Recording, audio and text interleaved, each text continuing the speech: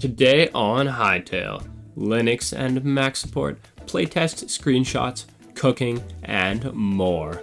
Welcome to the daily Hytale update.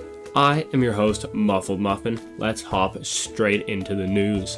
Simon began the day talking about food and hunger systems, saying that there are way more interesting ways to give food uses than using a hunger system. Some examples he gave were buffs, such as mining speed increase, combat buffs, feeding NPC villages to gain resources or reputation with them, or a mastery for all the completionists out there.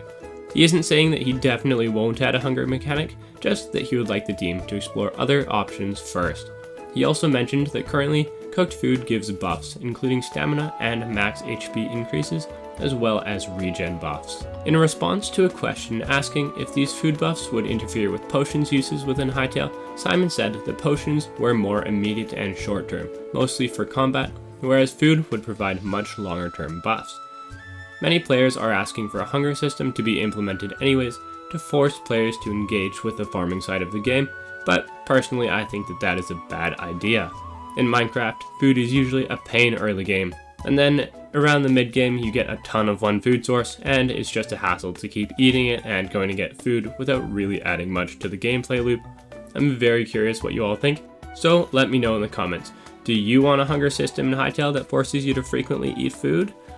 Blockbench's Twitter account posted some guidelines to creating Hytale models today, including using the generic format, avoiding meshes, making models face south, and the resolution of different kinds of models. If you want to make models for Hytale before it releases, I definitely recommend following these rules.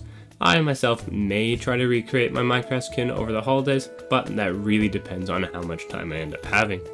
The Hytale Twitter posted this screenshot of a player in a cave, which was taken during yesterday's playtests. Interestingly, the cave seems to be entirely naturally lit, and we can see several pretty glowy plants or crystals spread throughout the cave. Hopefully these have some cool cooking or potion making uses.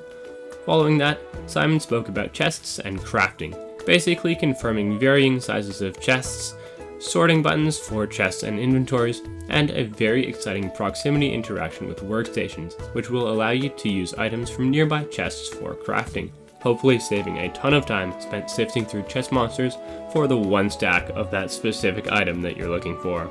Next is some news that isn't really news and isn't worthy of any headlines, but Simon says that Friday at 10 AM Eastern Time, he will reveal Hytale's release date on the official Hytale Twitter.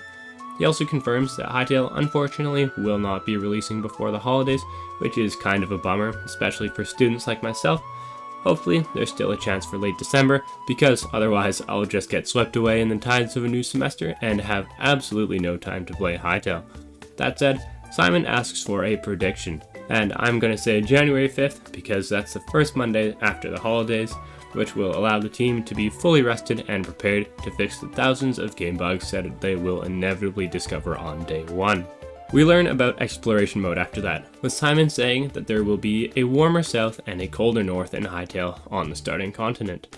I don't know if he's talking about adventure or exploration mode in this case, because I was assuming that exploration would not have a starting island like adventure mode was supposed to, but who knows. This also confirms that we've gone right back to the beginning with ideas for Hytale, with Zone 3 in the north, Zone 2 in the south, and Zone 1 in the middle. Zone 4, who knows where.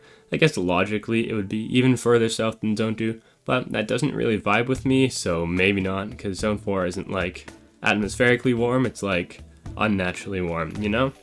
You will also be able to pre-order Hytale before Christmas, so even though we can't play it, you can technically have Hytale within your possession. Although, gifting of the game may not be running by that point, so unfortunately, don't rely on it as a Christmas gift to get all of your family and friends. Slikey also speaks about Linux and Mac compatibility, saying that the game did not have support for either OS when they got it. The team is actively working on getting support for these platforms up and running, but cannot guarantee that they'll be ready for release. The thing is, I hadn't been expecting them anywhere near release, so it seems that Mac and Linux support are much closer than I had originally thought, perhaps within 3 months of launch or even sooner.